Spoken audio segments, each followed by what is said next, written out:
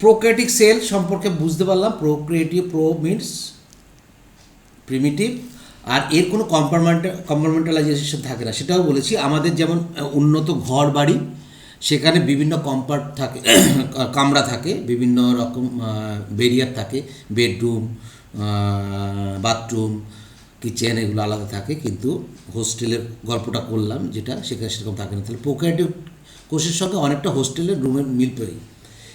Prokaryotic cell represent করছে কে? Bacteria, blue green algae, cyanobacteria, এরা হচ্ছে সবচেয়ে প্রথম কোষ যারা অক্সিজেন দিয়েছিল আমাদের। বললাম মাইক্রোপ্লাজমা সবচেয়ে ক্ষুদ্রতম, এবং এই মাইক্রোপ্লাজমা আগে PPLO, pleuro pneumonia like organism found in case of ক্যাটেলের মধ্যে যে রোগ হতো তার থেকে পাওয়া যাচ্ছিল। পরবর্তীকালে আবিষ্কার করে দেখা গেল না, ওটা মাইক্রোপ্লাজমা নয়। সেই জন্য তখন নামকরণ করা হয় MLO, mycoplasma like organism. Mycoplasma has 3 layer, very IMP, আমরা লিভিং ওয়ার্ল্ডে পড়বো। মাইক্রোপ্লাজমার কি থাকে না? এই মাইক্রোপ্লাজমার থাকবে না সেল ওয়াল, থাকে না মাইক্রোপ্লাজমার, ওকে। কিন্তু তার পরিবর্তে 3 লেয়ার, তিনটে, একটা দুটো তিনটে লেয়ারের সেল মেমব্রেন থাকে। একদম মাথার মধ্যে ভরলাম, পরে দেখাচ্ছি। কারণ এরা রেজিস্ট করতে পারে osmotic changes of from surroundings. যে কোনো পরিস্থিতিতে মাইক্রোপ্লাজমা কিন্তু বেঁচে আসতে পারে, কিন্তু কোনো ব্যাকটেরিয়া হঠাৎ টেম্পারেচার বেড়ে গেলে ব্যাকটেরিয়া মারা যেতে পারে, মাইক্রোপ্লাজমা মারা যাবে না কোনো টক্সিক সাবস্টেন্সের জন্য। মাইক্রোপ্লাজমা অসমোটিক প্রেশার, অসমোটিক সারাউন্ডিংসের অসমোটিক প্রেশার বলছি, অসমোটিক চেঞ্জেস মানে কি? একটা হাইপারটনিক সলিউশন আছে, হাইপারটনিক সলিউশন আছে বাইরে, ভেতরে হচ্ছে মাইক্রোপ্লাজমা, ধরে নাও সেহেতু হাইপো, মানে হাইপর বাংলা, আর হাইপারের বাংলা কি? অতিসারক আর লঘুসারক। তাহলে কি হবে না, এখান থেকে জল বেরিয়ে যাবে বাইরে। কার ক্ষেত্রে? ব্যাকটেরিয়ার ক্ষেত্রে বেরিয়ে যাবে, কিন্তু কারণ আমরা জানি cell membrane selectively permeable, but cell wall always permeable, সব কিছুকে ঢুকতে বেরোতে দিতে পারে, তাহলে বেরিয়ে যাবে জল। কিন্তু যেহেতু মাইক্রোপ্লাজমার 3 লেয়ার সেল মেমব্রেন থাকে, সেই জন্য মাইক্রোপ্লাজমাকে কিন্তু মেরে ফেলা চারটিখানি ব্যাপার নয়, এটা একটু জেনে রাখো। Next, prokaryotic cells without nuclear membrane, prokaryotic cell without nuclear membrane, compartmentalization, মানে without compartmentalization, without histone protein in ডিএনএতে যদি হিস্টোন প্রোটিন না থাকে, আগের দিন বলেছিলাম, তাহলে ক্রোমাটিন ফর্মেশন হবে না। আর ক্রোমাটিন যদি কনডেন্স না করে, তাহলে ক্রোমোজোম ফর্মেশন হবে না। ক্রোমাটিন কি না আমরা জানি, এই যদি ডিএনএটা হয়, এটা ডিএনএ, আর এই পড়ে রয়েছে মনে করো হিস্টোন অক্টামার, ঠিক আছে? এই হচ্ছে হিস্টোন অক্টামার। এই হিস্টোন অক্টামার যদি হয়, এভাবে যদি ঘুরে যখন চলে যাবে, তখন নিউক্লিওজোম তৈরি হবে। Nucleosome with DNA is called chromatin. Chromatin is thread like structure which further condensation, পাকানোর পরে কী ফর্মেশন করে? ক্রোমোজোম ফর্মেশন হয়। সেই ক্রোমোজোম ফর্মেশন কখন থেকে? লেট প্রোফেজে অ্যান্ড মেটাফেজ স্টেজে, পরিষ্কারভাবে। আর কি থাকে না? মেমব্রেন বাউন্ডেড, খুব ইম্পর্টেন্ট কথাগুলো বলছি কিন্তু, মেমব্রেন বাউন্ডেড অর্গানেলি থাকে না, এক্সেপ্ট সেল মেমব্রেন। কি বলছে কথাটা বোঝা গেল? দেখো প্রোক্যারিওটিক সেলে কি কি থাকে না? নিউক্লিয়ার মেমব্রেন, নিউক্লিয়ার আবরণ থাকবে না, কোনো রকম কম্পার্টমেন্টালাইজেশন থাকবে না, তার মানে তার অঙ্গাণুই নেই, মানে অর্গানেলি নেই, কোনো অর্গানেলি নেই, এক্সেপ্ট রাইবোজোম। প্রোক্যারিওটিক কোষে সাইটোপ্লাজমে রাইবোজোম থাকবে, আর তোমার এই যে মেমব্রেনের গায়ে রাইবোজোম লেগে থাকবে। এই মেমব্রেনটা হচ্ছে কি membrane? Cell membrane of bacteria. তাহলে কোনো মানে এখানে যেমন মাইটোকন্ড্রিয়া নেই, প্লাস্টিড নেই, কিছুই নেই, তার কম্পার্টমেন্টই দরকার নেই, কোনো আলাদা কম্পার্টমেন্ট নেই। তার মানে কী দরকার নেই? Without membrane system, there is no membrane system in prokaryotes except cell membrane. কারণ এর সেল মেমব্রেনটা রয়েছে, সবাই বুঝতে পেরেছ আশা করছি। ব্যাকটেরিয়া কথার অর্থ হচ্ছে লিটিল রড বা লিটিল স্টিক। এটা আমরা অনেক আগের থেকে জানি, এটা আমরা তোমাদের জানার কথা। এডেনবার্গ এই নামটাকে কিন্তু একটু মনে রেখো, ইউজ দ্য টার্ম। কত সালে, সালটা হয়তো মনে রাখতে পারবে কি, যদি পারো খুব ভালো। আর স্যাডলট কয়েন দ্য টার্ম মাইক্রোবসকে কে নামকরণ করে, আর ব্যাকটেরিয়ার নামকরণ কে করে, মানে নামকরণ মানে টার্মটা কে দিয়েছিলেন, ব্যাকটেরিয়ার টার্ম কে দিয়েছিলেন এবং মাইক্রোবসের টার্ম কে দিয়েছিলেন, এই দুটো একটু জানার চেষ্টা করো। এতক্ষণ যেটা বলছিলাম, this is mycoplasma. There is no cell wall but lipoprotein membrane 3 layer, there is DNA, ribosome, দেখো রাইবোজোম আছে, এনজাইমস আছে এবং ফ্লটিং আরএনএ থাকে এবং কিছু সলিউবল প্রোটিন থাকে আর সাইটোপ্লাজম থাকে। এটাই আগে যেটা পিপিএরও লাইক, প্রায় সেম চেহারা, এমন কিচ্ছু নয় আলাদা। এখানে এক্সট্রা আমি কী বলছি, in prokaryotic cells nuclear material remain exposed. Prokaryotic সেলে নিউক্লিয়ার মেমব্রেন কাকে বলা, নিউক্লিয়ার ম্যাটেরিয়াল দ্যাট ইজ নিউক্লিয়াসের মধ্যে যে মেটেরিয়াল থাকে, তো এর নিউক্লিয়ার ম্যাটেরিয়াল মানে ডিএনএ ইজ এক্সপোজ, মুক্ত অবস্থায় থাকে সাইটোপ্লাজমে। সেই জন্য ভেরি আইএমপি নিউক্লিয়েড জেনোফোর এসে গেছে, কয়েকবার কোশ্চেনটা করেছে। জেনোফোর কেন নামকরণ করা হয়? Because naked DNA means nuclear membrane নেই এবং নিউক্লিয়ার ম্যাটেরিয়াল ভাসছে সাইটোপ্লাজমের মধ্যে। তাহলে একটা কনক্লুশনে আসলাম যে কোনো সেল, যে কোনো সেল হোক না কেন, তার মধ্যে সাইটোপ্লাজম থাকবেই থাকবে। সেটা প্রো হতে পারে, ইউ হতে পারে।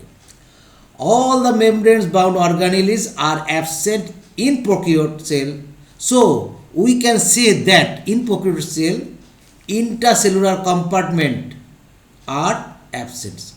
বলতে পারি না, যেহেতু দেখো এই যে এইটা যদি একটা মাইটোকন্ড্রিয়া হতো, ভালো করে ভাবো, এটা একটা মাইটোকন্ড্রিয়া, তাহলে মাইটোকন্ড্রিয়া বলবে কি আমাকে আলাদা জায়গা দাও, আমি কম্পার্টমেন্ট চাই, আমাকে শক্তি তৈরি করতে হবে, তোমাদের বাঁচিয়ে রাখবো, এনার্জি সাপ্লাই দেবো, আমাকে আলাদা, কেউ ডিস্টার্ব করলে হবে না।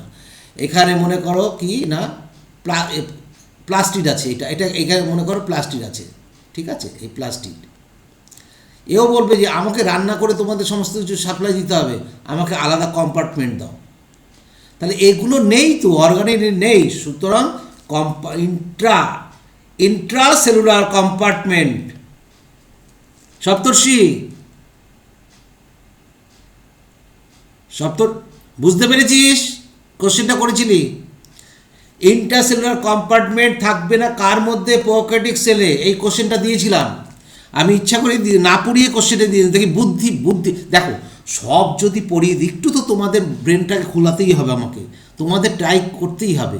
আমি বুঝিয়ে দেবো না পারলে পরে। দেখো কোশ্চেনটা আগে দিয়েছি কিন্তু পরে কিন্তু বুঝিয়ে দিলাম। নেক্সট, এবার এনসিইআরটিতে নতুন যারা এসছে জয়েন করছে, এই পার্সেন্টেজটা থাকলে পরে 100% এনসিইআরটি, আর এই সিম্বলটা থাকলে এনসিইআরটি। যদি এরকম স্টার্ট থাকে বলে দিচ্ছি সেটা এনসিইআরটি নয়, কিন্তু এনসিইআরটি না থাকলেও নিটে এবং জিপমারে ওখান থেকে কোশ্চেন করতে পারে। অতএব সবগুলোকেই পড়তে হবে, একদম 100% করবো লাইন টু লাইন। সেটা কোনটা? NCERT. Next, they are generally smaller and multiply more rapidly than eukaryotic cell. তাহলে কি হচ্ছে না, এরা ইউক্যারিওটিক সেল থেকে অনেক বেশি ছোট এবং খুব তাড়াতাড়ি র্যাপিডলি ইউক্যারিওটিক সেল থেকে এরা সেল ডিভাইড করতে পারে। দেখো কেন কেন কথাটা ভাবতে হবে। এই লাইনটা দিয়ে বলা হলো, এই লাইনটা দিয়ে কতগুলো কোশ্চেন করতে পারে। এই লাইনটা বলা হলো অ্যাসারশন রিজনে কোশ্চেন দিতে পারে, বা এরকম লাইন তো তুলে বলা হলো এই যে দে আর জেনারেলি স্মলার দেন, দে না দিয়ে বলা হলো যে prokaryotic cells are smaller and multiply rapidly than eukaryotes. What is the main reason? অনেকগুলো, 4টে অ্যান্সারের মধ্যে মেইন রিজনটা কী হবে? মেইন রিজনটা বুঝে নাও। স্মলার হয় একটাই কারণে, তার কাজ কম, কাজ অনেক কম, তার মধ্যে অর্গানেলি অনেক কম। এবং শুধু তাই নয়, দেখো আগের দিন কিন্তু নিউক্লিয়াস এবং সেল সারফেসের রেশিও বলেছি, এটা কিন্তু প্রোক্যারিওটিকে এসছি, কিন্তু বুঝবে ওই কথার সঙ্গে এই কথা কিন্তু এখন একটু মানে বিপরীত কথা হয়ে যাচ্ছে, কিন্তু ভাবার কোনো কারণ নেই। এটা কিন্তু ইউক্যারিওটিক বলছি না, এটা প্রোক্যারিওটিক সেলের কথা বলছি। সেই জন্য প্রোক্যারিওটিক সেল ইউক্যারিওটিক সেল থেকে ছোটো হবে আর মাল্টিপ্লাই করবে র্যাপিডলি। কারণ কোনো একটা উন্নত কোষ, তাকে যদি মাল্টিপ্লাই করতে হয় তাহলে replication of DNA, cation of DNA, এটা যেমন প্রোক্যারিওটিকেও করতে হয়, ইউক্যারিওটিকেও করতে হয়। ইউক্যারিওটিক যেহেতু মাল্টিসেলুলার ম্যাক্সিমাম, তাদের এই ডিএনএতে কোনো কারণে যদি বেস পেয়ার গণ্ডগোল হয়, কোডনের গণ্ডগোল হয়, টিআরএনএ তার অ্যামাইনো অ্যাসিড আনতে গণ্ডগোল করে, তাহলে কিন্তু মারাত্মক ঘটনা ঘটে যাবে এবং ধ্বংস হয়ে যাবে। সেই জন্য ইউক্যারিওটিক কোষ যখন সেল ডিভিশন করে খুব ধীরে, অথচ এক রাতের মধ্যে ব্যাকটেরিয়া কত প্রজাতি তৈরি করে দিতে পারে। আর একটা মানুষের কোষ মোটামুটি 24 ঘন্টার মধ্যে, আমরা পড়ব 24 ঘন্টা সময় নিচ্ছে সেল ডিভিশন করতে, তার মধ্যে 1 ঘন্টা হচ্ছে ডিভিশনাল ফেজ আর বাকিটা হচ্ছে ইন্টারফেজ। এটা পড়ব আমরা।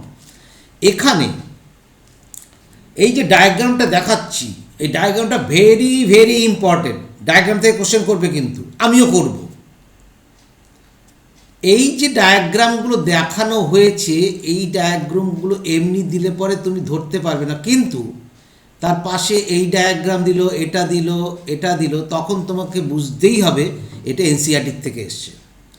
এখান থেকে এটা এই ডায়াগ্রামগুলো দিয়ে এটাকে বলা হলো হোয়াট ইজ দিস, বা এ সিম্বল এ দিয়ে বললো হোয়াট ইজ দিস, তখন তোমাকে বলতে হবে ব্যাকটেরিয়া। কারণ এনসিইআরটি ব্যাকটেরিয়া লেভেলিং করেছে, টিপিক্যাল ব্যাকটেরিয়া। এই টিপিক্যাল ব্যাকটেরিয়া কি? ইশেরিয়াচিয়া কোলাই। ঠিক আছে, এর দৈর্ঘ্য কত? 1 to 1 থেকে 2 মাইক্রোমিটার। তার থেকে ছোট কি? পিপিএলও, মানে 0.1। তার থেকে ছোট কি? Virus, 0.0 to 0.2। তাহলে যদি আমরা এরকম কোশ্চেন আসতে পারে, অ্যাসেন্ডিং অর্ডারে সাজাও অথবা ডিসেন্ডিং অর্ডারে সাজাও, তাহলে এখানে সবচেয়ে বড় কে সাইজে? ইউক্যারিওটিক কোষ, তারপরে কে? প্রোক্যারিওটিক কোষ, তারপরে কে? পিপিএলও, তারপর সবচেয়ে ক্ষুদ্র হচ্ছে ভাইরাস। এই প্রত্যেকটা ভেরি ভেরি ইম্পর্টেন্ট। আমি বারবার কিন্তু বলছি, ভেরি ভেরি ইম্পর্টেন্ট ডায়াগ্রাম, কোনটা কত তার মাপ এটা মনে রাখতেই হবে। Diagram showing the composition of eukaryotic sell with other organism, মানে এরা কম্পেয়ার করছে, কম্পেয়ার করে তোমাকে দেখিয়ে দেওয়া হচ্ছে।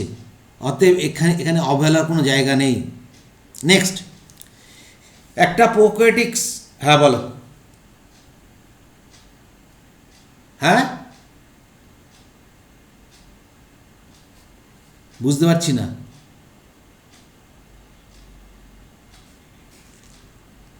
পিপিকায় টিপিক্যাল, হ্যাঁ typical, you are a typical female. ঠিক আছে, কিন্তু টিপিক্যাল ফিমেল নেই, এরকম ফিমেল আছে। বলতে পারবো একটা উদাহরণ? Good, Turner syndrome is not typical female, বোঝা গেল। আবার typical X X X Y, Klinefelter syndrome, তাই তো? আচ্ছা, আমরা পরে পড়বো, গুড। এবার যেটা হচ্ছে যে এখানে একটা ব্যাকটেরিয়াল বেসিক ব্যাকটেরিয়াল সেলের স্ট্রাকচার দেখাচ্ছে। দেখো, আগের দিনও বুঝিয়েছি, আমি আর ভেতর অতটা যাব না। আগের দিন ব্যাকটেরিয়ার একটা নর্মাল জিনিস আমি বুঝিয়ে দিয়েছি। এবার যেটা হচ্ছে এখানে কী কী বোঝাচ্ছি, ফ্লাজেলা, কী প্রোটিন দিয়ে বলেছি, ফ্লাজেলিন।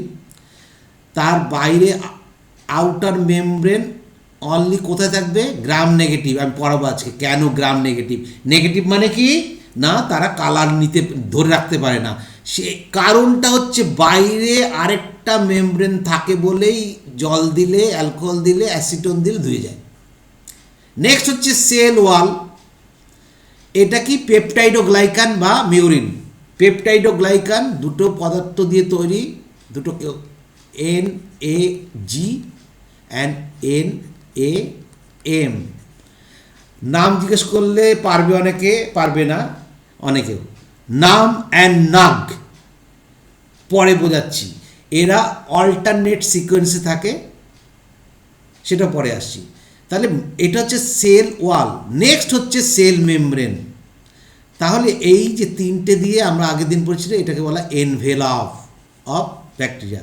এটার থেকে আমরা বুঝতে পারি যে এটা নেগেটিভ, এই বাইরের এই আবরণটা থাকলে। যদি না থাকে তাহলে সেটা পজিটিভ, পরে আসছি। এছাড়া এইখানে দেখো পিলি কথাটা বলা হয়েছে, পিলি দু রকমের হয়, সেটাও পরে বলছি, জায়গা মতন গিয়ে বলছি। পিলি পিলি আর ফ্ল্যাজেলা দুটোর মধ্যে পার্থক্য, প্রোটিনের পার্থক্য। পিলিন প্রোটিন থাকে, পিলিন মনে রাখতে, পিলিন প্রোটিন দিয়ে তৈরি। এদের বিভিন্ন রকম খাদ্যদ্রব্য এর মধ্যে জমা থাকে রিজার্ভ ফুড হিসাবে, হ্যাঁ, গ্লাইকোজেন এখানে দিয়েছে, ভোলুটিন, এগুলো পরে আসছি। এদের রাইবোজোম 70S। এস কি, সেটভাগ ইউনিট, এটাও পরে বলবো, সুন্দরভাবে বোঝাবো। সাইটোপ্লাজমিক মেমব্রেন যেটা বললাম, plasmid, very very IMP, plasmid. Plasmid হচ্ছে এক্সট্রা ক্রোমোজোম, মেইনলি হচ্ছে জেনোফোর বা genome. This is genome, we naked DNA, ঠিক আছে? তাহলে এই হচ্ছে ক্রোমোজোম, একটা মোটামুটি ব্যাকটেরিয়ার চিত্র। তুমি যখন পড়বে এগুলো একটু দেখে নিয়ে ভালো করে পড়বে। নেক্সট আমি এখানে এক্সট্রা কী বলছি, the only cell organelle that is present in eukaryotic cell is membraneless 70S ribosome. তাহলে একটি মাত্র অর্গানেলি থাকে প্রোক্যারিওটিকে, সেটা হচ্ছে রাইবোজোম। একটি মাত্র অর্গানেল থাকে, আমি রিপিট করছি, সেটা 70S ribosome. These are disperse in cytoplasm. কোথায় থাকে, ছড়িয়ে ছিটিয়ে থাকে, সাইটোপ্লাজম ছড়িয়ে থাকে প্রোক্যারিওটিক সেলে। That is why the cytoplasm prokaryote cell is granular. কিসের জন্য গ্র্যানুলার হয়, কেন গ্র্যানুলার হয়? প্রোক্যারিওটিক সেলকে গ্র্যানুলার সাইটোপ্লাজম কেন বলা হয়? Due to presence of ribosome. Prokaryotic cell have only one envelope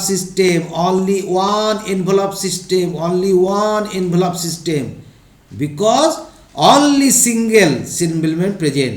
সেই জন্য এখানে কিন্তু না আছে এন্ডোপ্লাজমিক রেটিকুলাম, না আছে গলগি বস্তু, না আছে লাইসোজোম, না আছে GERL কমপ্লেক্স, না আছে GERL, Golgi apparatus, endoplasmic reticulum, lysosome complex. এটাই হচ্ছে ইউক্যারিওটিক কোষের মেমব্রেন সিস্টেম। পরে আরও ডিটেলসে যাব।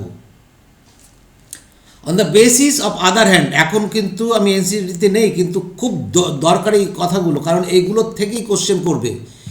তোমার হয়তো মনে হতে পারে স্যার এনসিইআরটি পড়াচ্ছে খুব ভালো, তার বাইরে এত পড়াচ্ছে কেন? কেন যে পড়াচ্ছি, কোশ্চেন কিন্তু এবছর দেখা গেছে, এবছর আমি হিসেব করে দেখেছি যে 90% এনসিইআরটির থেকে আসেনি, 80% এনসিইআরটির থেকে এসছে, যার মধ্যে বাকি 20%-এর 10% অ্যাবসলুটলি আউট অফ এনসিইআরটি, আর 10 থেকে 20% মোটামুটি দেখা গেছে 5 করে কোশ্চেন হয়েছে, তোমরাও জানো। আর সামনের বছর যদি অনলাইন পরীক্ষা হয় তাহলে কিন্তু কোশ্চেনের মান কিন্তু বিভিন্ন রকম হবে, সেই জন্য এখন থেকে প্রিপারেশন থাকা ভালো। On the other hand eukaryotic সেলে কী আছে, have all the cell organelle and possess internal membrane system, the ribosomes আর এইটিএস টাইপ অ্যান্ড কোথায় বাউন্ড থাকে, ইয়ারে। শুধু ইয়ারে বাউন্ড থাকে না, নিউক্লিয়ার মেমব্রেনেও বাউন্ড থাকতে পারে ribosome. Outer membrane, nuclear membrane হচ্ছে ডাবল মেমব্রেন, আগের দিন বলেছিলাম ডাবল মেমব্রেন অর্গানিলি। কটা আছে ইউক্যারিওটিক কোষে?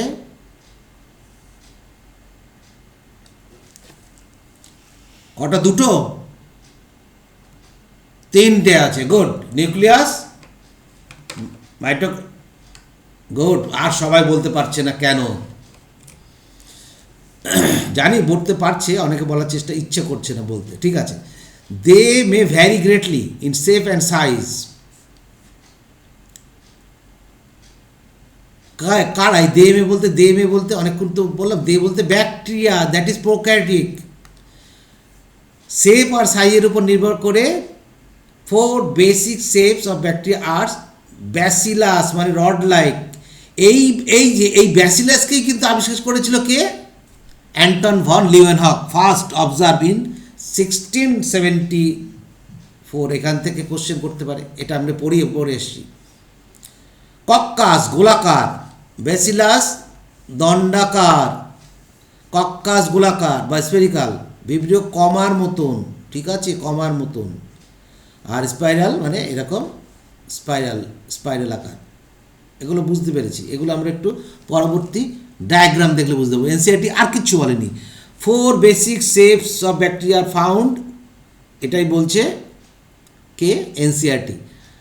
আমরা একটু দেখে নিই কীরকম ধরনের। দেখো, 4 বেসিক, গোলাকার হলে কক্কাস বা কক্কি, রড শেপেড হলে ব্যাসিলাস, কমা ভিব্রিও, কমা শেপেড হলে ভিব্রিও কলেরা রোগ সৃষ্টিকারী, এরকম। আর হচ্ছে কি স্পাইরাল লাইক প্রোক্রিউ, যেমন স্পাইরিলাম। এই যে এর মধ্যে যেটা হচ্ছে যাদের স্পাইরিলা যেটা হচ্ছে হ্যালিকোব্যাক্টর, একটু মনে রাখার চেষ্টা করো, স্পিসিসটা না মনে রাখতে, হ্যালিকোব্যাক্টর। এরা আমাদের গ্যাস্ট্রিকে অ্যাসিড ফর্মেশনে সাহায্য করে। এই যদি আমরা এই কোর্সটা না করি, যদি বারবার অ্যাসিড হয়ে যায় তাহলে গ্যাস্ট্রিক আলসার হয়, তারপরে আলটিমেটলি গ্যাস্ট্রিক ক্যান্সার পর্যন্ত হতে পারে। তাহলে এই আমাদের অ্যাসিডিটির একটা মূল কারণ কিন্তু স্পাইরিলার আন্ডারে হ্যালিকোব্যাক্টর, মনে থাকে যেন। নেক্সট, এই 4টে পার্ট গেল। নেক্সট হচ্ছে আমরা আসছি কক্কাস হচ্ছে যদি একটা হয় মোনোকক্কাস, দুটো হলে ডিপ্লোকক্কাসের নিউমোনিয়া রোগের কারণ ডিপ্লোকক্কাস নিউমোনি। হ্যাঁ, এর আবার পরে পড়বো 2 রকমের। তারপর হচ্ছে টেট্রা, 4টে যদি থাকে তাহলে টেট্রাকক্কাস। যদি চেইন আকারে থাকে, চেইন মানে এই একটা এরকম চেইন পরপর, তাহলে স্ট্রেপ্টোকক্কাস। যদি গুচ্ছ আকারে মানে গ্রেপস, ব্রাঞ্চ অফ গ্রেপস আঙুলের থোকার মতো হয় তাহলে স্টাফাইলো মানে থোকা। আর যদি স্কয়ার 8 বা 8-এর গুণিতক 8, 64 এরকম গুণিতক আকারে থাকে, সার্সিনি। এনসিআরটিতে নেই কিন্তু তোমাকে এটা দেখে রাখতে হবে কিন্তু, সার্সিনি বা সার্সিনা। এবং ব্যাসিলাসের মধ্যে যেটা হচ্ছে অকারসিংলি এককভাবে থাকে, যাদের মধ্যে স্পোর থাকে, সবচেয়ে মারাত্মক ফুড পয়জনিংয়ের শিকার হই আমরা ক্লস্ট্রিডিয়াম বোটুলিয়াম। কী নাম? বোটুলিয়াম, ক্লস্ট্রিডিয়াম বোটুলিয়াম। আমাদের ফুড পয়জনিং 60% তাতে মারা যায়, হিউম্যানের 60% মারা যায় শুধুমাত্র এই একটা ব্যাকটেরিয়ার কারণে। দুটো হলে ডিপ্লোব্যাসিলাস, হ্যাঁ, তারপরে প্লাজমোব্যাসিলাস, আর হচ্ছে যে চেইন হয় তাহলে হচ্ছে স্ট্রেপ্টোব্যাসিলাস। তাহলে এত রকম পার্ট আছে। এনসিআরটি যেটা বললো 4 রকম, সেই 4 রকমকেই আমরা একটু বিস্তৃতভাবে দেখে নিলাম। তার মধ্যে মনে রাখার মধ্যে 4টা তো মনে থাকবেই, এনসিইআরটির কথা। Very very IMP, this is পরে আমাদের এমনি আছে এনসিইআরটিতে, পড়তে হবে। ভেরি ভেরি আইএমপি পড়তে হবে, আমি বলে যাচ্ছি, এটা এটা মনে রাখতে হবে। ভিব্রিও কলেরি মনে রাখতে হবে। নেক্সট,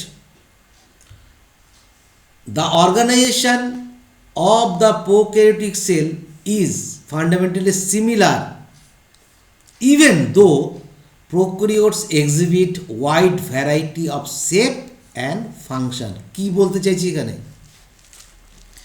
যে যত রকম শেপ হোক, যে কারণেই হোক, কোনোটা গোল, কোনোটা লম্বা, বিভিন্ন রকম তাদের যাই হোক না কেন, তাদের অর্গানাইজেশন সেম। তার মানে তার মধ্যে নিউক্লিয়ার থাকবে, একটা সেল মেমব্রেন থাকবে, তার মধ্যে প্লাজমিড থাকতেও পারে, না থাকতেও ম্যাক্সিমাম ক্ষেত্রে থাকে। যে এই যে অর্গানাইজেশনের ব্যাপারটা, তাদের জেনোফোর থাকতে হবে, এবং এদের কাজও এক। তাহলে wide variety of shape and function, তাদের বিভিন্ন রকম কাজ হতে পারে। কোনোটা রোগ সৃষ্টি করে, কোনোটা উপকার করে। যেমন ইকোলাইয়ের ক্ষেত্রে কোল, COL, কোল, ইকোলাই মানে কোলন থেকে এসছে কথাটা, আমাদের ইন্টেস্টাইনের কোলনে এরা বসবাস করে, সেই জন্য ইকোলাই। এর যে প্লাজমিড, এর প্লাজমিডে কোল চিহ্ন রয়েছে। আচ্ছা পরে আসি, ওটা এখানে পড়ে লাভ নেই, পরে বোঝাচ্ছি। All prokaryotes have the cell wall surrounding the cell membrane except mycoplasm. Very very IMP, খবরদার ভুলে যেও না, প্রশ্ন পড়বেই। ফ্লুইড, যে ফ্লুইড ম্যাট্রিক্স, তাকে বলছি আমরা cytoplasm. Good. There is no well defined nucleus থাকে না, সেই জন্য তাদের আমরা কি বলি, nucleoid or genophore. Nuclear membrane absent in nucleus, also histone protein absent in DNA. কার এখানে ওয়েল ডিফাইন্ড নিউক্লিয়াস থাকে না, সেই কারণটা কি, এই দুটো জিনিসের জন্য। The genetic material basically naked বলতে নিউক্লিয়ার এনভেলপ নেই, নিউক্লিয়ার আবরণ নেই, এই নিউক্লিয়ার আবরণটা থাকবে না, সেই জন্য বেসিক্যালি এটা থাকবে না। বেসিক্যালি ডিএনএটা এইভাবে পড়ে থাকে, ডিএনএটা এইভাবে পড়ে থাকে, কয়েলড অবস্থায় থাকে, সেই জন্য নিউক্লিয়েড, এবং যেহেতু আবরণবিহীন সেই জন্য genophore. Basically naked, envelope of nuclear membrane, not envelope in nuclear membrane. Next, in addition to genomic DNA, genomic DRNA কোনটাকে বলে, যার মধ্যে সমস্ত জিনগুলো থাকবে, সেই ব্যাকটেরিয়ার ক্যারেক্টারিস্টিক ফিচার্স শো করবে। The characteristic features of a bacterium, কোথায় থাকবে ক্যারেক্টারিস্টিক ফিচারগুলো, সব হচ্ছে জিনোমিক ডিএনএতে। তাছাড়াও একটি বা অনেকগুলি 1 থেকে 100 হদিশ পাওয়া গেছে, 1 থেকে 100 এক্সট্রা ক্রোমোজোমাল প্লাজমিড থাকে তোমার হচ্ছে ব্যাকটেরিয়াতে। সে বলছে সিঙ্গেল ক্রোমোজোম, এটা বলা হচ্ছে এনসিইআরটিতে। কি বলা হচ্ছে, তুমি এনসিইআরটি দেখবে যে সিঙ্গেল ক্রোমোজোম, এটা কিন্তু ঠিক বলা হচ্ছে না, সেই জন্য ব্র্যাকেটে লিখে দিলাম নট ট্রু ক্রোমোজোম। এনসিইআরটিতে জিনোমিক মানে যেটা জিনোম গঠন করছে ডিএনএ, তাকে বলছে সিঙ্গেল ক্রোমোজোম, ব্র্যাকেটের মধ্যে লিখেছে, কিন্তু এটা ট্রু ক্রোমোজোম না। ট্রু ক্রোমোজোম কাকে বলবো, যখন ডিএনএর হিস্টোন প্রোটিন থাকবে, 1 নম্বর। 2 নম্বর, ডিএনএ কভার উইথ মেমব্রেন, এবং হিস্টোন প্রোটিন থাকবে, এবং সে নিউক্লিওজোম ফর্মেশন করতে পারবে, এবং নিউক্লিওজোম ফর্মেশন করার জন্য সে ক্রোমাটিন তৈরি হবে, আর ক্রোমাটিন কন্ডেনসেশন হবে, সেই জন্য সেটা তৈরি করবে ক্রোমোজোম। অতএব এই সার্কুলার ডিএনএকে আমরা কি বলছি, nucleoid. Many bacteria have a small circular DNA outside the genomic DNA. Genomic DNA মানে এই হচ্ছে যদি আমার ব্যাকটেরিয়াটা হয়, এইটা যদি যদি জিনোমিক মানে জিনোমিক ডিএনএ হয়, এর বাইরে এরকম সার্কুলার ডিএনএ থাকতে পারে, তাকে বলছি আমরা আউটসাইড, তাকে কি বলছি, very very IMP plasmid, this is called plasmid, এগুলোকে বলছি প্লাজমিড। এবং যে আমি যেটা বলতে চাইছি, এই যে সমস্ত ব্যাকটেরিয়াতে এই প্লাজমিড থাকে তাদের এফ প্লাস ব্যাকটেরিয়া বলা হয়, এদেরকে মেল ব্যাকটেরিয়া বলা হয়। আর যাদের থাকে না তাদের ফিমেল ব্যাকটেরিয়া বলা হয়, তাদের ফিমেল ব্যাকটেরিয়া বলা হয়। সবাই আমরা মেল সিগনেচার জানি তো, মেল দেখাতে হয় এইভাবে, আর ফিমেল হচ্ছে এইভাবে দেখাতে হয়। তাহলে যেমন ইস্টেরিয়া কোলাই কোথায় থাকে, present in colon, has col plasmid, মানে এই প্লাজমিডে কোল জিন আছে, ফ্রম হুইচ কি সিক্রেশন হয়, কি সিক্রেশন করতে পারে, colicin produce that destroy the surroundings bacteria, আশেপাশের সমস্ত ব্যাকটেরিয়াকে মেরে দেয়। সেই জন্য ইকোলাই আমাদের কাছে খুব উপকারী ব্যাকটেরিয়া। ইকোলাইকে আমরা বলি হ্যাঁ তুই আমার পেটেই থাক, কেন বলি, আমার খাবার খাচ্ছে তাও বলছি, কারণ ও আরও মারাত্মক মারাত্মক ব্যাকটেরিয়াকে মেরে ফেলতে পারে due to presence of col plasmid. এছাড়াও রেজিস্ট্যান্ট প্লাজমিড, যেটা ড্রাগ রেজিস্ট্যান্ট হিসেবে কাজ করে, সেটাও থাকে।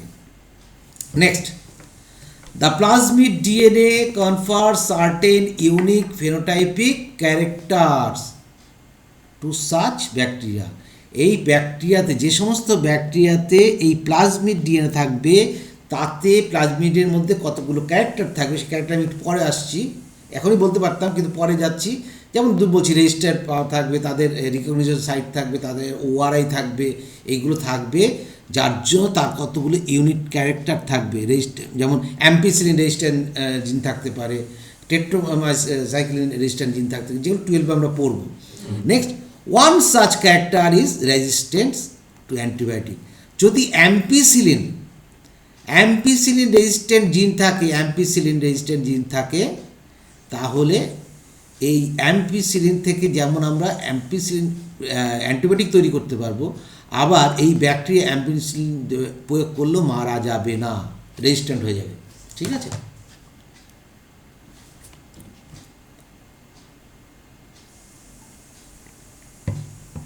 Next, plasmid is used in, কোথায় ব্যবহার করা হয়, জেনেটিক ইঞ্জিনিয়ারিংয়ে আমরা 12-এ পড়ব।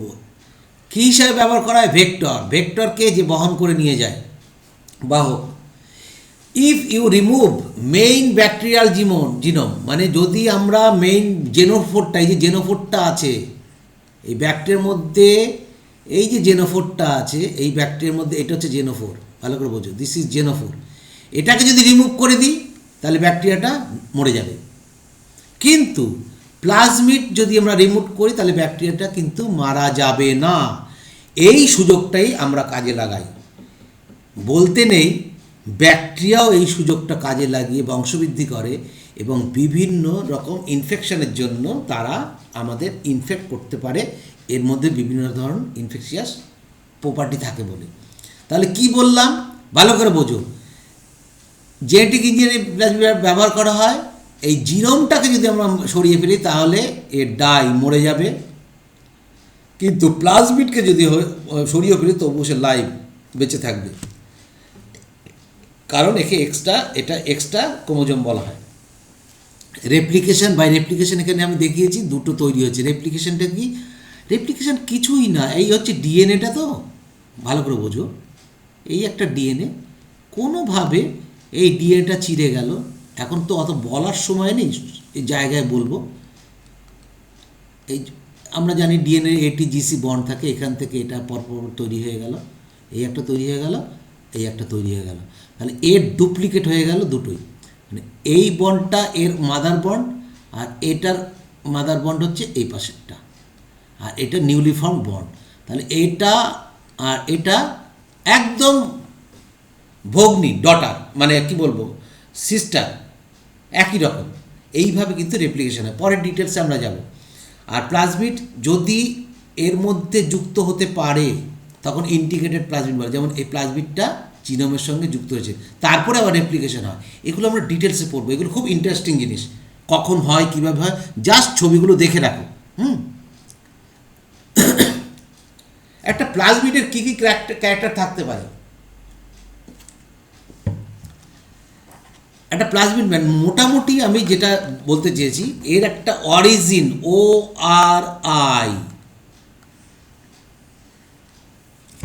ORI যেখান থেকে রেপ্লিকেশন শুরু হবে, এটা থাকতেই হবে। আর কি, এটা না থাকলে পরে রেপ্লিকেশন হবে না প্লাজমিডের। এই ORI থাকবে এবং এটা রেপ্লিকেশন হওয়ার সময় প্রোমোটার রিজিয়নে বাইন্ডিং সাইট হবে। আর কি, সিলেক্টেবল মার্কার, মানে এখানে কিছু জিন থাকবে যেগুলোকে আমরা সিলেক্ট করে মার্কার হিসেবে ইউজ করতে পারি। কীরকম, এখন যারা 11 আছো তাদের একটু বুঝতে অসুবিধা আছে, যারা রিপিটার তারা ধরে ফেলেছো, হ্যাঁ, তবুও সেই আলোচনা তখন করবো। মানে এখানে আমি এমন কিছু জিন ঢোকালাম যেটা মার্কার হিসেবে কাজ করে, কারণ সেটা এক্সপ্রেস করবে বাইরে গিয়ে। মনে করো এখানে আমি অ্যাম্পিসিলিন দিয়েছি, ধরে নিচ্ছি অ্যাম্পিসিলিন একটা জিন কোনোভাবে কেটে ঢুকিয়ে দিয়েছি। কাটতে হয় কী করে? এন্ডোনিউক্লিয়াস, হ্যাঁ, এন্ডোনিউক্লিয়াস, রেস্ট্রিকশন এন্ডোনিউক্লিয়াস আর এক্সোনিউক্লিয়াস, এগুলো পড়বো এনজাইম যখন পড়বো।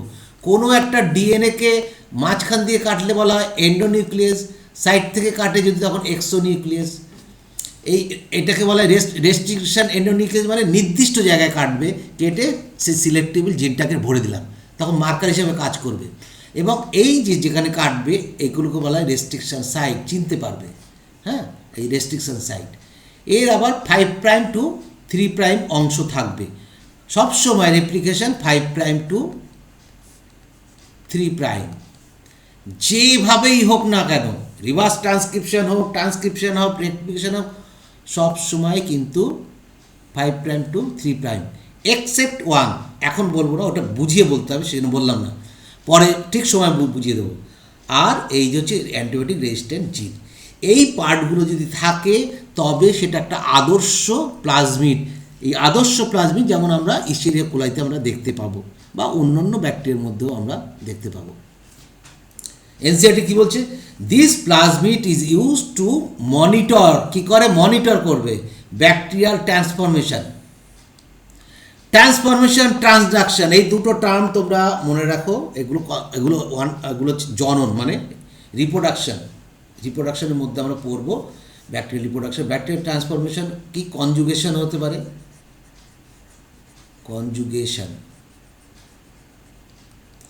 কনজুগেশনে সেক্স পিলি ইউজ হয়। এই কনজুগেশন মানে দুটো ব্যাকটেরিয়ার, এই একটা ব্যাকটেরিয়া, এর মাঝখানে পিলি, এর পিলি আর এর পিলি যুক্ত হয়ে পরবর্তীকালে কী হয়ে গেল? একটা নালী তৈরি হয়ে গেল। যারা 11 তারা বুঝতে পারবে। এখান থেকে কি হয় না, জিনোম দুটোরই আছে, এটারও জিনোম আছে, এটারও জিনোম আছে, কিন্তু এটার জিনোম আছে, এটারও জিনোম আছে, কিন্তু এর একটা এক্সট্রা ক্রোমোজোম আছে, মানে F। তাহলে এটা হচ্ছে F+, মানে মেল, এটা হচ্ছে মেল, এটা মেল আর এটা ফিমেল। এই ফিমেলটা মেল হয়ে যাবে, এখান থেকে রেপ্লিকেশন করে এখানে চলে আসবে, এটা এই প্লাজমিডটা এখানে তৈরি হয়ে যাবে। ঠিক আছে, এবার দেখি কি বলছি না, দিস প্লাজমিড, এই প্লাজমিডগুলোর ডিএনএ ইউজ মনিটর করে কি? ব্যাকটেরিয়াল ট্রান্সফরমেশনে উইথ ফরেন ডিএনএ কাকে বলবো? জিন অফ ইন্টারেস্ট, যেটা বাইরের থেকে ডিএনএ আমরা ইন্ট্রোডিউস করবো, ঢোকাবো, এর মধ্যে ঢোকাবো জিন অফ ইন্টারেস্ট, যে জিনটা এতক্ষণ বলছিল অ্যাম্পিসিলিন ঢুকে, ধরে নাও এটা অ্যাম্পিসিলিন বা টেট্রাসাইক্লিন, জিনটাকে আমি ঢুকাচ্ছি। তাহলে এই যে এটা হচ্ছে কি? একটা নর্মাল প্লাজমিড, তাকে আমি রেস্ট্রিকশন এন্ডোনিউক্লিয়াস দিয়ে কাটলাম। ঠিক সেম এনজাইম থেকেও আমি রেস্ট্রিকশন এনজাইম নিউক্লিয়াস থেকে কেটে নিয়ে এসেছি, এখানে এনে একে জুড়ে দিয়েছি, লাইগেজ দিয়ে জুড়ে দিয়ে। ভালো কথা, কেউ বলতে পারবে এই যে জোড়াটা, বন্ডটা, এখানে কি লাইগেজ ব্যবহৃত হয়? কোশ্চেনটা রইল, যারা রিপিটার তারা বলবে লাইগেজ কি। ভালো করে দেখে আমাকে বলবে যে যখন ফরেন ডিএনএ জট করে উত্তর দিলে হবে না। আমি বলছি না তুমি ঠিক বলছো, বলছি না তুমি ভুল বলছো, দেখবে, বুঝবে, বলবে যে যখন প্লাজমিডকে কেটে জোড়া হচ্ছে তখন কি ওই জোড়ার জায়গাটায় লাইগেজ ইউজ হচ্ছে কি হচ্ছে না, এটা একটা বড় কোশ্চেন। আমি জানি না, আমি এখন উত্তর দেব না। এটা যারা রিপিটার তারা পড়ে দেখে তারপর আমাকে বলবে, বোঝাবে, পরের দিন আমি শুনবো, আজকে না। তাহলে এটা কি হলো না, এরা ব্যাকটেরিয়াল ট্রান্সফরমেশন জন্ম করছে রিকম্বিনেন্ট টেকনোলজি। তাহলে এটা RDNA তৈরি হলো, রিকম্বিনেন্ট মানে কম্বিনেশনটা নতুনভাবে সজ্জাক্রম হয়েছে, সেই জন্য রিকম্বিনেন্ট ডিএনএ, বোঝা গেল? Recombinant DNA. Nuclear membrane is found in eukaryotes. ইউক্যারিওটসে নিউক্লিয়ার মেমব্রেন পাওয়া যায়, কিন্তু এখানে পাওয়া যায় না। No organelle like the ones in eukaryotes are found in prokaryotes. প্রোক্যারিওটসে ইউক্যারিওটসের মতন কোনো অর্গানলি দেখতে পাওয়া যায় না। অর্গানলি মানে little organ, except ribosome. Clear? প্রোক্যারিওটের হচ্ছে 70S মানে সেডবার্গ ইউনিট, এস সেডবার্গ বা ভেটবার্গ ইউনিট। এটাকে বলা হয় সেডিমেন্টেশন কোএফিসিয়েন্ট রেট। কি? থিতিয়ে পড়ার প্রবণতা। যখন আমরা ডিটেলসে রাইবোজোম পড়বো সেখানে বুঝিয়ে দেব কেন একটা 70S ভেঙে 50S আর 30S হয়। তাহলে তো 80S হওয়ার কথা, সেখানে 70S কেন হচ্ছে? কারো কি কোনো ধারণা আছে? 70S, আমি বলতে চাইছি কি, 70S যখন ভাঙলো তখন 50-30, আমি একটু যা সেখানে লোভ সামলাতে পারছি না। এরা দুটো সাব ইউনিট আমি এইভাবে আঁকছি, এই একটা স্মল সাব ইউনিট, এই একটা বিগ সাব ইউনিট। এটা হচ্ছে 70S, অথচ এই বড়টাকে বলছি 50 আর এটাকে বলছি 30। কারণ এটা দুটো যখন একসঙ্গে থাকবে তখন এটাই তার এই যে কমন এরিয়া, এই কমন এরিয়াটা বাদ চলে গেল। অতএব তার থিতিয়ে পড়ার প্রবণতাটা ওই 70S হিসাবে। আর যখন আলাদা হয়ে গেল 30S এবং 50S, তখন কিন্তু এই এরিয়াটা ইনক্লুড হলো 30S-এর সঙ্গে, এই এরিয়াটা ইনক্লুড হলো 50S-এর সঙ্গে। সেই জন্য এই এরিয়াটা বেড়ে গেল, হয়ে গেল কি এরকম একটা, হয়ে গেল এরকম একটা। বুঝতে পেরেছি কি? মনে হচ্ছে এটা আরও ডিটেলসে বোঝাবো, এখন তো এটা বোঝানোর জায়গা নয়। Next, prokaryotes have something unique, very INP, in the form of inclusion except ribosome. আমি ব্র্যাকেটে দিলাম এক্সেপ্ট রাইবোজোম ছাড়া প্রোক্যারিওটিক কোষে কিছু ইনক্লুশন থাকে, যেটা আমরা শেষে এবার পরীক্ষা পড়েছিল না, ইনক্লুশনস পড়েছিল, মনে করে দেখো। ডাইজেশনে সাহায্য করে না কি করে, পড়েছিল কোশ্চেনটা। আচ্ছা, এই ইনক্লুশন হচ্ছে কি না, প্রোক্যারিওটিক কোষে আমরা মেনলি দেখতে পাই যারা হচ্ছে রিজার্ভ ফুড হিসাবে কাজ করে। মেনলি কি, ফসফেট কার্বন রিজার্ভ ফুড হিসাবে কাজ করে, বা হাইড্রক্সি বিউটারেট, ভোল্টিন গ্র্যানুলস, এইগুলো হিসেবে এটা এক্সেস নিউট্রিয়েন্টস হিসেবে কাজ করে। সালফার এগুলো হিসাবে কাজ করে, মানে ফুড হিসাবে কাজ করে। কী বলছে, within the cytoplasm of prokaryotes some. দেখো এনসিআরটি কিন্তু ইনক্লুশন সম্বন্ধে কিচ্ছু বললো না, অথচ কোশ্চেন দিয়ে দিয়েছে। কিন্তু ইনক্লুশনটা কী না সেটা আমি বলে দিলাম যাতে তুমি পরবর্তীতে বুঝতে পারো। Within the cytoplasm of prokaryotes some chemical reserve are present, যারা বাইরের থেকে আসতে পারে অথবা ভেতরেও তৈরি হতে পারে। এই কোষের বাইরের থেকেও ঢুকতে পারে ইনক্লুশন, বা এর মধ্যেও প্রডিউসড হতে পারে সেলের মধ্যে। যেমন phosphate reserve, carbon reserve, PHB, volutin granules store, যেটা ফসফেটকে স্টোর করে, এক্সেস নিউট্রিয়েন্টস স্টোর করে রাখতে পারে, বিভিন্ন ধরনের এগুলো। তবে এগুলো সব কিন্তু কেমিক্যাল, নট অর্গানিক। অলস আর ইনঅর্গানিক। এখান থেকে কিন্তু কোশ্চেনটা করে দিতে পারে সামনের বার। এখান থেকে একটা জিনিস লক্ষ্য করবে, এনসিইআরটি থেকে যেখান থেকে কোশ্চেনগুলো পড়ে না সেইখান থেকে বেশিরভাগই কোশ্চেন পড়ে, ঠিক মানে বেশিরভাগ মানে রিপিট না, ঘুরিয়ে ঘুরিয়ে ওই জায়গার থেকে এবার বলে দিতে পারে। এবার যেমন কোশ্চেনটা পড়েছিল সেল ইনক্লুশন কিসে সাহায্য করে, এক্সেপ্ট কোনটা, ওখানে ডাইজেশন বা ইনজেকশন কথাটা ছিল, সেইটাই হচ্ছে হবে না, আর বাকি সব কারেক্ট ছিল। Prokaryotes store food particles and other necessary stuff in the form of granules call inclusion bodies. In ইকুয়েটসে কী থাকে, usually this substance are store in vacuole. দেখো সেল ইনক্লুশন না, প্রোক্যারিওটসে কি ভ্যাকুওল থাকে? হ্যালো, এখানে লেখা আছে, এখানে বলছে না থাকে না, কি থাকে কি থাকে না? কারো কোনো উত্তর নেই। কেন থাকবে না কেন? ওর দেহে কি মেটাবলিজম হয় না? বলো বলো বলো বলো, চেষ্টা করো।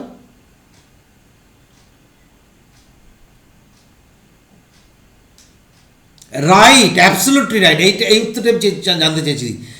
একটাই মেমব্রেন বাউন্ডেড অর্গানেলি আছে ব্যাকটেরিয়া বা প্রোক্যারিওটসে, সেটা কি বলো তো?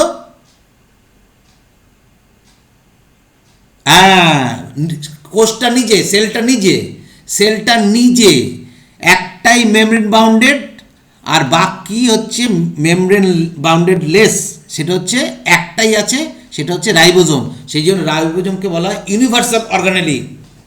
ইউনিভার্সাল অর্গানেলি বলা হয় রাইবোজোমকে, সব কোষেই পাওয়া যায়। Very very IMP. কারণ কারণ তোমার বলে না, যে কোনো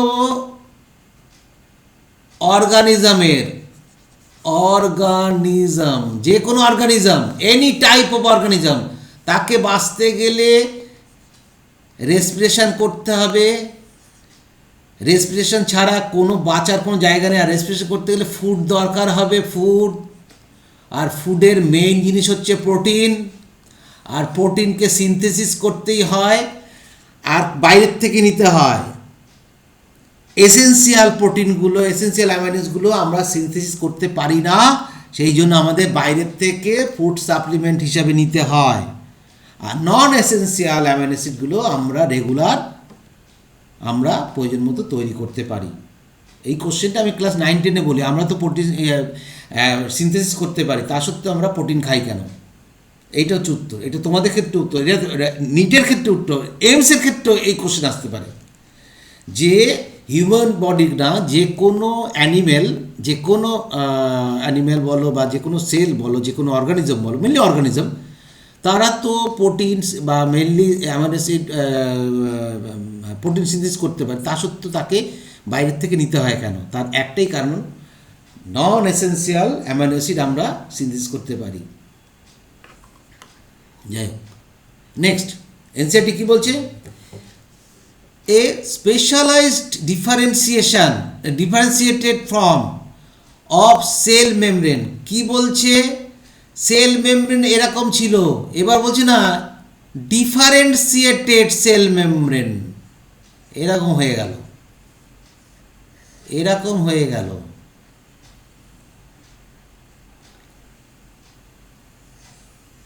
এরকম হয়ে গেল। বোঝো আমি কেন আঁকছি কথাগুলো।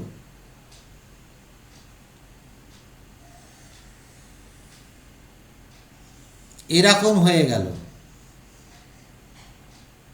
একটু আঁকাটা ভুল হলো, এরকম হয়ে গেল। দেখো অনেকগুলো রকম আমি এঁকেছি। বলছে কি, এ specialised differentiated form of cell membrane called mesosome। all are mesosome নয়, কিন্তু ভালো করে বুঝে নাও, সব কিন্তু এর মধ্যে মেসোজোম নয়, দুটো আছে মিসোজোম। একটা মেইনলি রেসপিরেশনে সাহায্য করবে, মেইনলি, এছাড়াও আছে ট্রান্সপোর্টে সাহায্য করবে। আর একটা মেসোজোম আছে যেটা হচ্ছে সেল ডিভিশনে রেপ্লিকেশনে সাহায্য করবে, ঠিক আছে? আর যে দুটো এঁকেছি এইগুলো হচ্ছে ল্যামেলা, এটা হচ্ছে ক্রোমাটোফোর। এরা ব্লু গ্রিন অ্যালগিতে বা সায়ানোব্যাকটেরিয়াতে আমরা দেখতে পাবো। আমি এবার এনসিআরটিতে আসি, এটুকু তো বুঝতে পারলাম। তাহলে এইগুলোকে বলি হচ্ছে সেন্ট্রাল মেসোজোম। এই যে দুটো, এই দুটো হয়েছে, এই সেন্ট্রাল মেসোজোম কী করবে না, জেনোফোনের সঙ্গে মিশে গিয়ে সেল ডিভাইড করতে সাহায্য করবে। আর এই যে অংশগুলো, এই যে ফোল্ডিং হয়েছে, এগুলো বলছি হচ্ছে পেরিফেরাল বা ল্যাটারাল মেসোজোম, যেটা রেসপিরেশনে সাহায্য করবে, কারণ কোনো বাউন্ডিং অর্গানেলি নেই, কোনো বাউন্ডিং অর্গানেলি, এদের বাউন্ডেড অর্গানেলি এক মিনিট, ঠিক আছে, তাহলে এগুলো নেই এদের। মেসোজোম, তাহলে এগুলো বলছি আমরা mesosome is the characteristics of prokaryotes, they are essentially infoldings of cell membrane. দেখো ইনফোল্ডিংস আমি কিন্তু অনেকগুলো দেখিয়েছি, একটা ক্রোমাটোফোরে দেখিয়েছি, একটা দেখিয়েছি ল্যামেলি দেখেছি, আরও আছে 3 টাইপসে হয়, ওটা পরে আসি। আর দু ধরনের ইনফোল্ডিংস থাকে, একটা সেন্ট্রাল আর একটা হচ্ছে পেরিফেরাল, দু ধরনের। মেসোজোমকে সেই জন্য অ্যানালোগাস অর্গান কাকে বলে জানি তো? হোমোলোগাস কাকে বলে? হোমোলোগাস অর্গান অরিজিন কী হবে? সেম, ফাংশন ডিফারেন্স, তাই তো? আর আরেকটা কথা বললে না, স্ট্রাকচার, গঠনগত, এটাও সেম, হ্যাঁ, গঠনটাও থাকবে। আর অ্যানালোগাস, ফাংশন সেম, আর এগুলো আলাদা। সেই জন্য মাইটোকন্ড্রিয়া যেহেতু শ্বসনে সাহায্য করে ইউক্যারিওটিক কোষে, তাহলে আমরা অ্যানালোগাস অর্গান মেসোজোমকে বলতে পারি তো। এবং এগুলো হচ্ছে irregular in shape. 2 types of mesosomes are found, peripheral এতক্ষণ যা বললাম, আর lateral mesosome helps in cellular respiration, and central or septal mesosome helps in divide bacterial cell. দেখো এনসিআরটি অত বলবে না, আমি বারবার বলছি না, এনসিআরটির দুটো লাইনের মধ্যে অনেক গল্প লেখা আছে। ওই গল্প যদি তুমি না ধরতে পারো, এই যে আমি কথাগুলো পরে ব্ল্যাক কালার দিয়ে দেখিয়েছি, এখান থেকে প্রচুর কোশ্চেন হয়েছে, অনেকবার অনেকভাবে কোশ্চেন হয়েছে।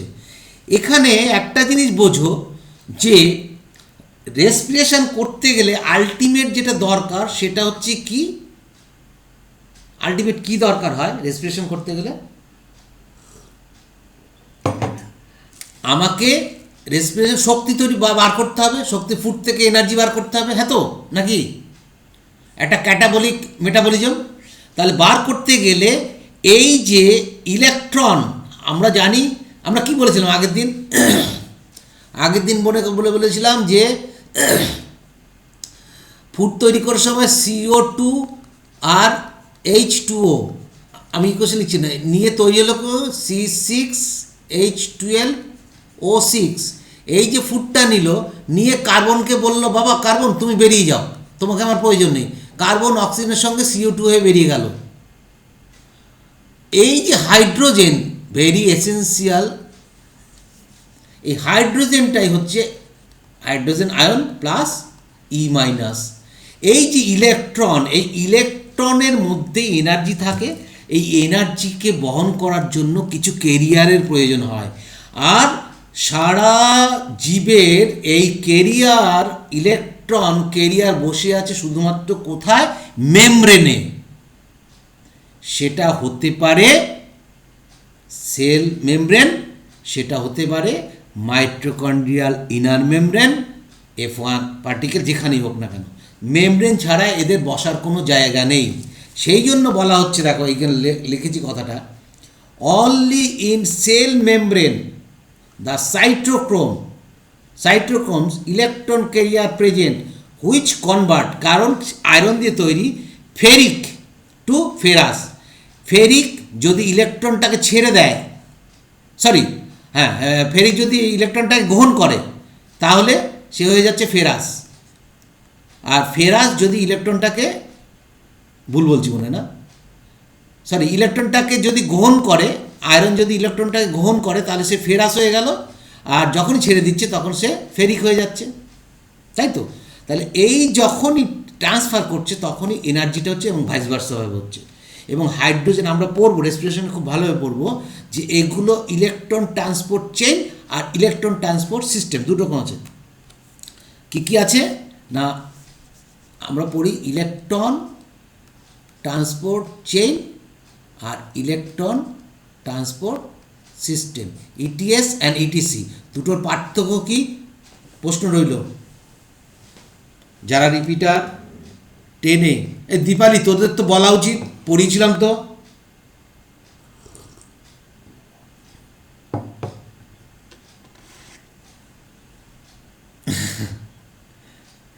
F0 F1 পার্টিকেল থাকলে পরে সিস্টেম,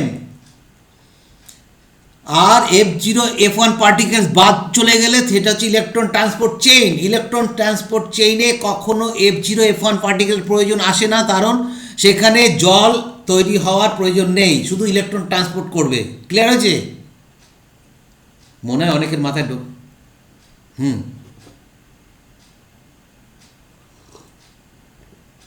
সব জায়গায় থাকবে ওমা, তা না হলে F0 F1 পার্টিকেল যদি না থাকে, দেখো ব্যাকটেরিয়াতে F0 F1 পার্টিকেল যদি না থাকে, বাইরের থেকে হাইড্রোজেন আয়নগুলোকে কে প্রবেশ করাবে ভিতরে?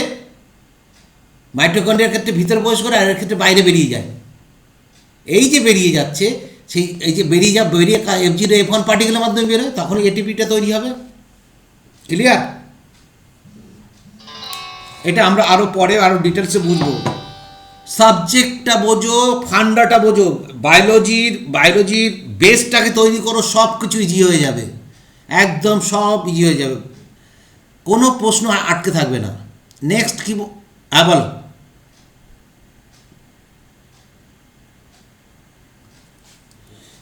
ইলেকট্রন ট্রান্সপোর্ট চেইন, ওখানে কতগুলো আছে? 1 2, এখন বলবো না, তুই শুধু এটা তো পড়াবো, এটা বোঝাতে গেলে আমার একটা ক্লাস লাগে। হ্যাঁ, এটা মোটামুটি জেনে রাখ যে সিস্টেমের মধ্যে 5টা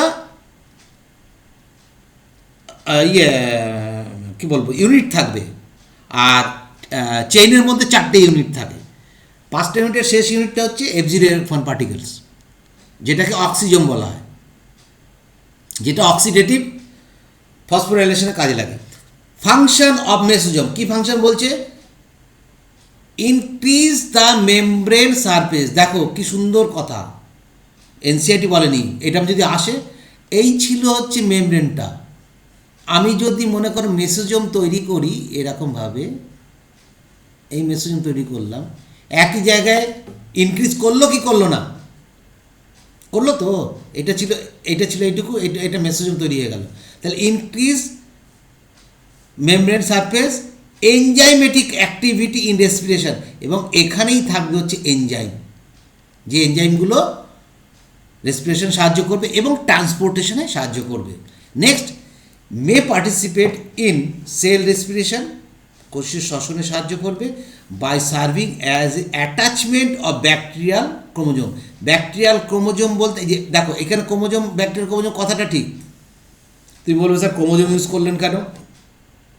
বলতেই পারো, তার আগে আমি একটা অ্যাডজেক্টিভ বসিয়ে দিয়েছি ব্যাকটেরিয়াল, সেই জন্য ক্রোমোজোম কথাটা বলা যেতে পারে, কিন্তু অ্যাকুরেট যদি বলতে হয় তাহলে বলতে হয় জেনোফোর, কিন্তু তার মানে অ্যাটাচ করবে সেল ডিভিশনের সময়, এটা এইভাবে ফাংশন করতে পারে। নেক্সট, এনসিআরটি কী বলছে? Cell envelope and modification. Next হচ্ছে সেল এনভেলপ অ্যান্ড মডিফিকেশন।